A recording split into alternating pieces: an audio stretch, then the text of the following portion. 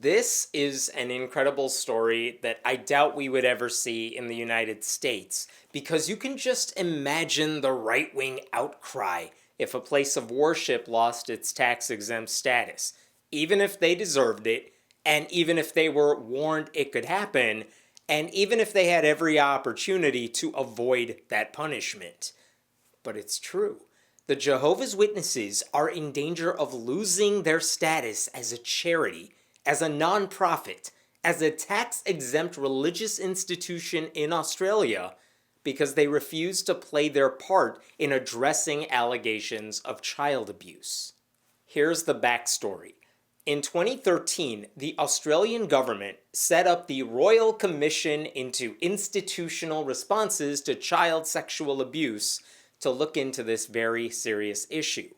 That federal response allowed investigators to call on witnesses and put forth recommendations on how to prevent these problems from occurring in the future. Instead of responding to abuse one lawsuit at a time, like we often see in the United States, this was trying to handle everything at once. And it had an effect. Rabbis were implicated alongside Catholic priests. Secular organizations were not immune from wrongdoing. There were Boy Scout-like groups and athletic organizations and schools implicated in this abuse. A final report was finally issued in 2017, meaning the commission had several years to seriously investigate everything they could about this problem. I should also say that this commission and the 6 people who were on it had the support of political rivals in the country. Imagine elected Democrats and Republicans in the US saying they want to address a serious issue and they all agree on the people who should handle it. Seems very unlikely, and yet that's how seriously the Australian government took this commission. After the final report came out, Prime Minister Scott Morrison even issued a formal apology to victims of abuse as a way to say it would never again be tolerated. I want to play you some of it only because it's not often you hear statements like this from national leaders. Or maybe because it just feels like it's been a long time since I've heard a national leader say the word sorry. Politically, I'm not really aligned with this guy or his party, but let me just have this for a couple of minutes. Today, Australia confronts a trauma, an abomination, hiding in plain sight for far too long. Today we confront a question too horrible to ask, let alone answer. Why weren't the children of our nation loved, nurtured and protected? Why was their trust betrayed? Why did those who know cover it up? Why were the cries of children and parents ignored? Why was our system of justice blind to injustice? Why has it taken so long to act? Why were other things more important than this, the care of innocent children? Why didn't we believe? Today we dare to ask these questions and finally acknowledge and confront the lost screams of our children. Mr. Speaker, today as a nation we confront our failure to listen, to believe and to provide justice. And again today we say sorry. To the children we failed, sorry. To the parents whose trust was betrayed and who have struggled to pick up the pieces, sorry. To the whistleblowers who we did not listen to, sorry. To the spouses, partners, wives, husbands, children who have dealt with the consequences of the abuse, cover-ups and obstruction, sorry. To generations past and present, sorry. Now, I want to make clear that Morrison didn't do this for no reason. That apology was actually one of the recommendations made by the commission. It was symbolic, sure, but it was important because it meant acknowledging the problem was real and traumatizing for so many people. not just the victims either. But the commission also made tangible, non-symbolic suggestions too. One of them came to be known as the National Redress Scheme, and this was a formal way to literally pay back victims of child sex abuse for all they had suffered, up to $150,000 minus anything they may have received up until that point, and also give them access to free counseling. It's not a perfect system by any means. I don't think anything could be. But the idea behind it was that victims could fill out a form explaining what they went through. Very detailed and very hard to fake. Officials would calculate what that trauma was worth, and victims would receive a check. Now, you could see how this could backfire spectacularly, even outside any possible fraud attempts. Among the many criticisms was that the redress scheme pushed a hierarchy of abuse, as if you could put trauma on some kind of spreadsheet or matrix and assign a dollar amount to it. Penetration, for example, was deemed more damaging than any other kind of physical abuse. You wouldn't even be eligible for $150,000 unless you were penetrated. Emotional abuse wasn't considered equal to physical abuse. As one website put it, the redress scheme calculates payments based on the severity of the act, not the severity of the impact. Like I said, it is imperfect. But the alternative is letting people try to seek justice on their own, through the courts, which doesn't always work and takes a long time, and effectively shuts out people who don't have access to adequate legal representation. My point is, I'm not necessarily defending this plan. I'm just saying that is what they settled on. Here's the thing, though. In order to receive any payment, the guilty organizations had to agree to be part of the National Redress Scheme system. Now, if you're the Catholic Church, why would you do that? The simple answer is, first, if you say no, it looks really bad. The Australian government already said groups refusing to participate would effectively be named and shamed. Those groups would also have to deal with possible lawsuits on their own in the future, which could be way more expensive.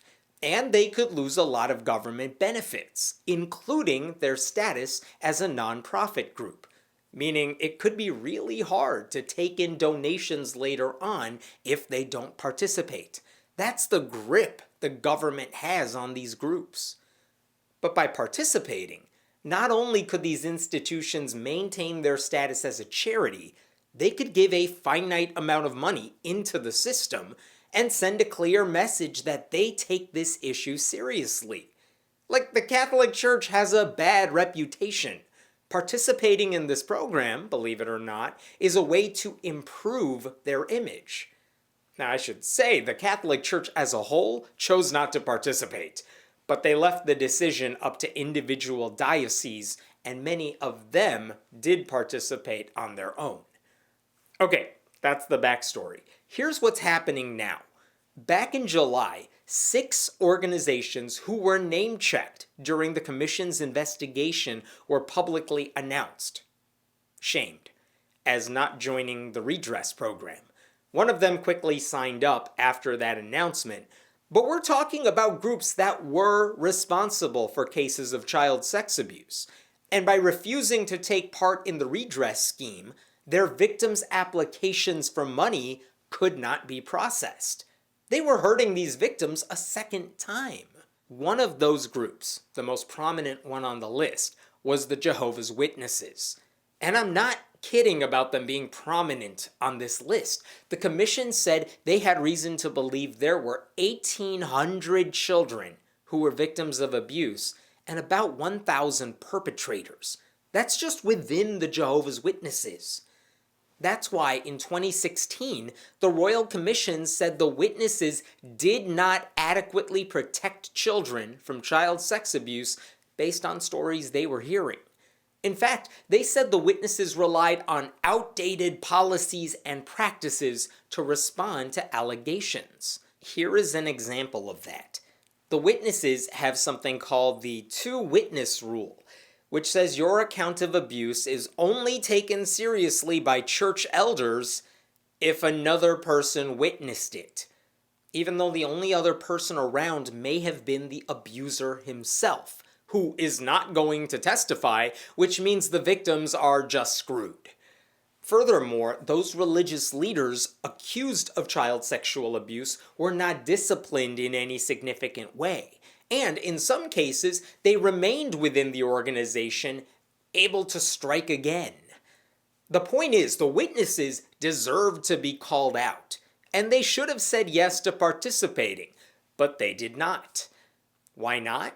Well, because the Jehovah's Witnesses argued they did not have the institutional settings needed to be part of the National Redress Scheme, whatever that's supposed to mean. They also said they handle these issues internally, which it's pretty clear they don't. Now, for what it's worth, Jehovah's Witnesses usually oppose all kinds of interactions with governments. They don't vote. They don't run for office. They don't say the pledge. They don't enlist in the military. So it's not surprising they wouldn't want to be a part of this. But it's not like they ever rejected those tax benefits either. So for them to say they're not participating in the redress program is about as comforting as the Catholic Church saying they'll handle all abuse cases on their own. Like, if you were trustworthy in the first place, we wouldn't be in this mess. I just want to say again that individual Catholic dioceses joined the redress program because even they knew it was preferable to dealing with a non-stop flurry of lawsuits. But not the witnesses. They believe they are above all this. And now they may finally pay a price for it. The Australian government says it is now drafting legislation that would make good on their threats to revoke the tax-exempt status of those non-participating organizations. That includes the witnesses. Social Services Minister Ann Rustin issued a tweet this week explaining how the government would soon have power to deregister a charity that did not take reasonable steps to participate in the redress scheme. If that bill passes and the witnesses lose their charity status, their cash flow would die out quickly. A lot of people give money to religious institutions because they get a tax break for it. Take away the tax break and they will find better uses for their money. The Australian government can't stop freedom of religion, but they can hit those religious institutions where it hurts, in their wallets. It's not too late though. The witnesses have until the end of this year to say yes to participating in the redress scheme. But that window for the witnesses to maintain their nonprofit status and give their victims some closure is quickly closing. If the witnesses don't want to make amends, then the organization itself will struggle to exist in the country for much longer. If that's what happens, they can't say they didn't deserve it.